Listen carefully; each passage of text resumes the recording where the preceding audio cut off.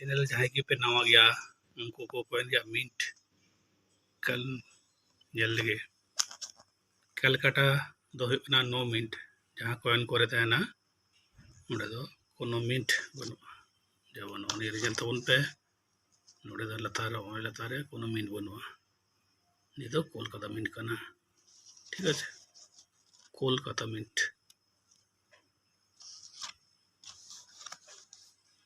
और हैदराबाद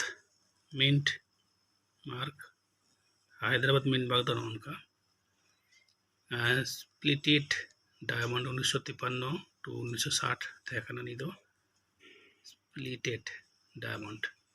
1953 टू 1960 पर्यंत नी दो हैदराबाद मिंट उनका तलारे माग तहकना डायमंड के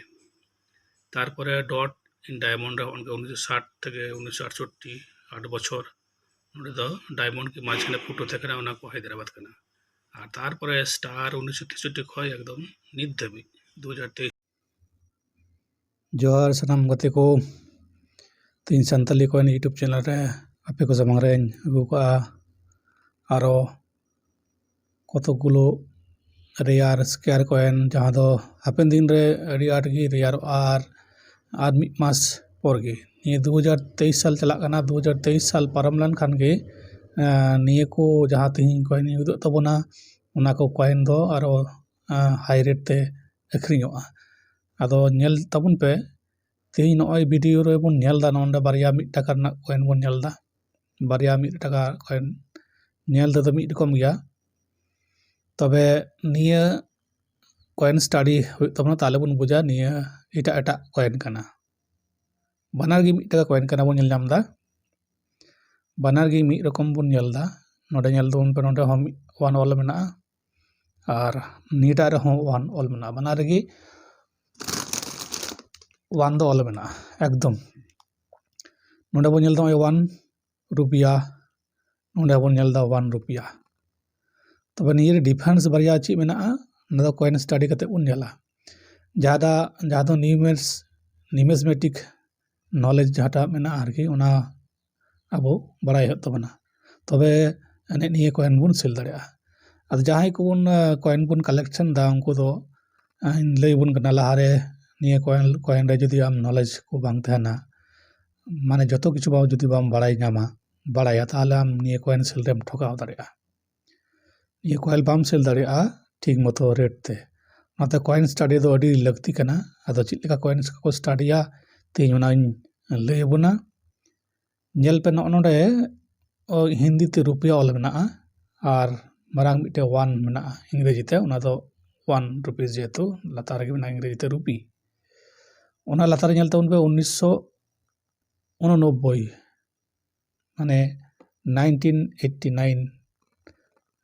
बछर रे निये दो छापा लेना से निये को उडुक लेदा Reserve Bank of India coin ना लतार नेल तबन पे डॉट चिन्ह माने गोल डॉट निये डॉट दो आयमा रकम हुई दाड़िया नोडे स्टार माने बाहा तहे दाड़िया तारपरे डायमंड चिन्ह तहे दाड़िया ना दो जूम कते बन नेला नेल तबन पे निये गोल गी डॉट मेना नेला बे ओय नेल दाबन एकदम गोल राउंड डॉट निये दो ना नोएडा मिंट खय निये मिड टाका कॉइन दो छपाव कना ताले पे बुझ के तबना निये दो नोएडा मिंट रे कॉइन कना आरो निये दिया से बन नेल लगे दिया से ना उल्टो से बन नेल लगा बन नेला निये कॉइन रे नुई लायन हो नेल तबना चिलिका लायन माने निये सस्तंभ चिल कना कनाई निये को आयमा कैटेगरी मेना A B C D line मेना को तो ओना तो तीन दो बाउन बड़ाया नेल लगे बन नोडे निये कॉइन रे डिस्क्रिप्शन से निये कॉइन स्टडी नोतार बन नेल दे इंडिया थोड़ा घेचो ᱧᱚᱜ कना ओंडे दो डिस्टर्ब कना ना लतार नेल तबन पे सत्य में बजयते हिंदी तोल मेना नोतार हो मेना भारत हिंदी ते बनार से मेना हिंदी ते मिद से रे भारत और जम से इंग्रेजी ते इंडिया और निये नोते निये बन नेला अब निये दो सिक्योरिटी एज को मेता निये के कॉइन रे एज कना आरकी धार से आरकी ना धार दो सिक्योरिटी कना नौका आदो निये कॉइन दो 1989 साल रे नोएडा मिंट रे छापा लेना नेतार ᱱᱤᱭᱟᱹ ᱨᱮᱴ ᱨᱟᱠᱟᱵ ᱟᱠᱟᱱᱟ ᱢᱟᱱᱮ ᱦᱟই ᱛᱮ ᱪᱟᱞᱟᱜ ᱠᱟᱱᱟ ᱞᱟᱦᱟ ᱛᱮᱫᱚ 10 ᱴᱟᱠᱟ 15 ᱴᱟᱠᱟ ᱛᱮ ᱧᱟᱢᱚᱜ ᱠᱟᱱ ᱛᱟᱦᱮᱸᱜᱼᱟ ᱟᱫᱚ ᱱᱤᱭᱟᱹ ᱠᱚᱱᱰᱤᱥᱚᱱ ᱳᱣᱟইজ দাম ᱢᱮᱱᱟᱜᱼᱟ ᱠᱚᱱᱰᱤᱥᱚᱱ ᱳᱣᱟইজ ᱢᱟᱱᱮ ᱱᱤᱭᱟᱹ ᱫᱚ ᱱᱚᱜᱼᱚᱭ ᱡᱮᱵᱚᱱ ᱧᱮᱞ ᱧᱟᱢ ᱮᱫᱟ ᱤᱧ ᱥᱟᱢᱟᱝ ᱨᱮ ᱡᱟᱦᱟᱸ ᱠᱚᱭᱮᱱ ᱢᱮᱱᱟᱜᱼᱟ ᱱᱤᱭᱟᱹ ᱫᱚ ᱦᱩᱭᱩᱜ ᱠᱟᱱᱟ ᱯᱷᱟᱭᱤᱱ ᱠᱚᱱᱰᱤᱥᱚᱱ ᱥᱮ ᱮᱠᱥᱴᱨᱟ ᱯᱷᱟᱭᱤᱱ ᱦᱚᱸᱯᱮ ᱢᱮᱱ ᱫᱟᱲᱮᱭᱟᱜᱼᱟ ᱱᱤᱭᱟᱹ ᱫᱚ ᱡᱮᱦᱮᱛᱩ ᱡᱚᱛᱚ ᱚᱞ ᱯᱩᱥᱴᱟᱹᱣ ᱠᱚ ᱧᱮᱞᱚᱜ ᱠᱟᱱᱟ ᱟᱨ ᱵᱮᱥᱤ ᱫᱚ ᱵᱟᱝ ᱠᱷᱟᱨᱟᱯᱟ ᱟᱨᱠᱤ ᱱᱤᱭᱟᱹ ᱠᱚᱭᱮᱱ ᱫᱚ ᱵᱟᱝ ᱡᱚᱝ ᱫᱷᱚᱨᱟᱣ ᱠᱟᱱᱟ ᱛᱷᱚᱲᱟ ᱢᱟᱹᱭᱞᱟᱹ ᱜᱮ ᱢᱮᱱᱟᱜᱼᱟ ᱛᱚᱵᱮ ᱢᱟᱹᱭᱞᱟᱹ ᱠᱚ যেন ᱱᱤᱭᱟᱹ ᱠᱚᱭᱮᱱ ᱨᱮ ᱵᱟᱵᱚᱱ ᱥᱟᱯᱟᱭ ᱢᱟ ᱢᱟᱹᱭᱞᱟᱹ ᱥᱟᱯᱟ ᱞᱮᱠᱷᱟᱡ ᱜᱮ ᱱᱤᱭᱟᱹ ᱠᱚᱭᱮᱱ ᱨᱮᱭᱟᱜ ᱵᱷᱮᱞᱩ ᱫᱚ ᱟᱹᱰᱤ ᱠᱚᱢᱚᱜᱼᱟ ᱟᱫᱚ ᱱᱤᱭᱟᱹ ᱫᱚ 1989 ᱨᱮᱭᱟᱜ ᱠᱟᱱᱟ ᱧᱮᱞ ᱛᱟᱵᱚᱱ ᱯᱮ ᱟᱨᱦᱚᱸ ᱱᱚᱛᱮ ᱨᱮ ᱡᱮᱴᱟᱧ ᱩᱫᱩᱜ ᱠᱟᱜ ᱵᱚᱱᱟ ᱱᱚᱛᱮ ᱨᱮ ᱧᱮᱞ ᱛᱟᱵᱚᱱ ᱯᱮ ᱱᱤᱭᱟᱹ ᱦᱚᱸ 1 টাকা ᱨᱮᱱᱟᱜ ᱠᱟᱱ ᱜᱮᱭᱟ ᱱᱚᱰᱮ ᱦᱚᱸ ᱱᱚᱜᱼᱚᱭ ᱨᱩᱯᱤᱭᱟ ᱦᱤন্দি ᱛᱮ ᱚᱞ ᱢᱮᱱᱟᱜᱼᱟ ᱟᱨ ᱞᱟᱛᱟᱨ ᱨᱮ ᱢᱮᱱᱟᱜᱼᱟ 1 ᱟᱨ ᱱᱚᱛᱮ ᱨᱮ ᱜᱩᱦᱩᱢ ᱜᱮᱞᱮ ᱵᱟᱨᱭᱟ ᱟᱨ ᱨᱩᱯᱤᱥ ᱟᱨ ᱱᱤᱭᱟᱹ ᱧᱮᱞ ᱛᱟᱵᱚᱱ ᱯᱮ 1990 ᱨᱮᱭᱟᱜ ᱢᱟᱱে 1990 ᱨᱮᱭᱟᱜ কয়েন ᱠᱟᱱᱟ ᱟᱨ ᱚᱱᱟ ᱞᱟᱛᱟᱨ ᱨᱮ মিন্ট মার্ক মেনাᱜᱼᱟ মানে কয়েন ᱨᱮᱭᱟᱜ প্রতিটি কয়েন রে মিটে কাতে মিন্ট মার্ক থাকেনা তো মানে ᱚᱠᱟ ᱠᱷᱚᱡ ᱪᱷᱟᱯᱟᱣ ᱞᱮᱱᱟ ᱱᱤᱭᱟᱹ ᱨᱮᱱᱟᱜ মিন্ট মার্ক ᱦᱩᱭᱩᱜ ᱠᱟᱱᱟ ᱧᱮᱞ ᱛᱟᱵᱚᱱ ᱯᱮ ᱛᱚᱢ ᱱᱚᱭᱰᱟ ᱵᱟᱱᱟᱨ ᱞᱟᱦᱟ ᱛᱮᱵᱚᱱ ᱧᱮᱞ ᱠᱟᱫᱟ ᱚᱱᱟ ᱦᱚᱸ ᱱᱚᱭᱰᱟ গোল্ড ডট ᱱᱤᱭᱟᱹ ᱦᱚᱸ গোল্ড ডট জুম ᱠᱟᱛᱮ ᱩᱫᱩᱜ ᱟᱵᱚᱱᱟ ᱟᱨ ᱱᱚᱛᱮ ᱫᱮᱭᱟ ᱥᱮᱫ ᱵᱚᱱ ᱧᱮᱞ ᱞᱮᱜᱮ ᱱᱤᱭᱟᱹ 1990 ᱨᱮᱭᱟᱜ ᱥᱮ 1990 ᱨᱮᱭᱟᱜ কয়েন ᱱᱤᱭᱟᱹ উল্টো ᱵᱚᱱ ᱧᱮᱞ ᱞᱮᱠᱷᱟᱡ ᱚᱱᱟ ᱦᱚᱸ ᱱᱤᱜᱮ ᱚᱱᱠᱟ ᱜᱮ ᱢᱮᱱᱟᱜᱼᱟ ᱢᱤᱫ ᱨᱚᱠᱚᱢ ᱜᱮ ᱱᱚᱛᱮ हिंदी ते भारत लिंगा सेड रे और जजम सेड रे इंडिया और नलातारे सप्तम जयते लाइन हो उनका कान गई और नते बेढ़ाइतन का डॉट डॉट में ना ये हो 1990 रिया नोएडा मार्क कना नोएडा मिंट कॉइन कना ताले ने लेकिन बारिया नोएडा मिंट कॉइन नेता दा स्क्वायर कना निया दिसंबर मास चला कना स्क्वायर थे और जनवरी फरवरी मास ते निया दो आदो रिया माने रिया माने आयमा दाम रियार माने निया कॉइन रिया कैटेगरी लय पेगे प्रथम दो नॉर्मल कॉइन तहना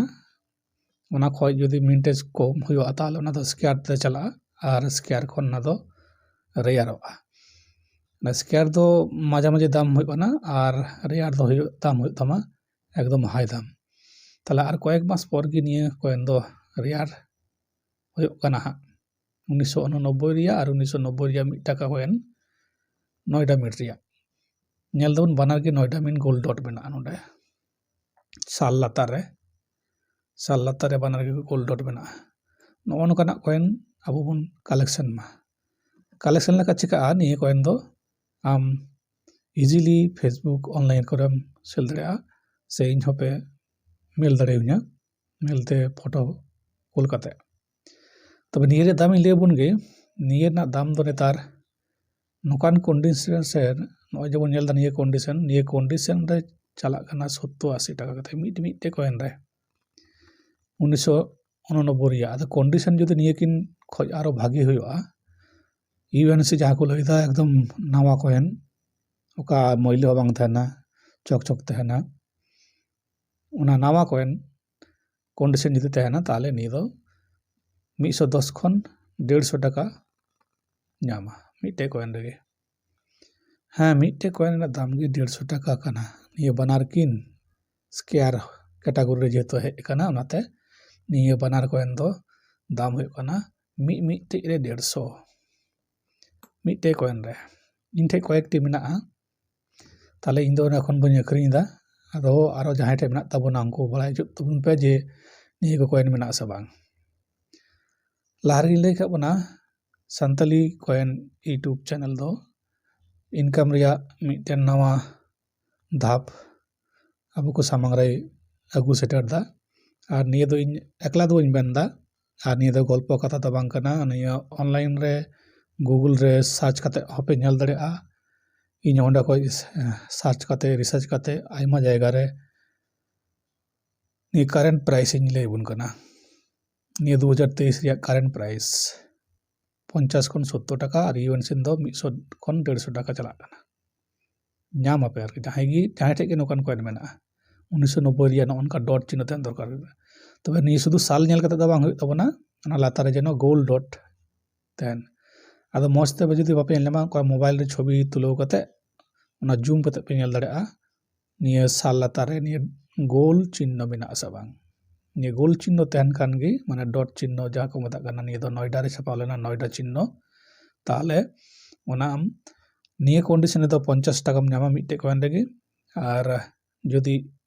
नवा हुआ यूएनसी कोनो घोषा घुसी बना बैले बनो अंकना कॉइन दो 150 टाका नामा ये 2023 रेगी और 2023 जेहता पारम एकदम मास दबी थे जनवरी को मास दबी अदो निये दो 150 टाका दबाम नामा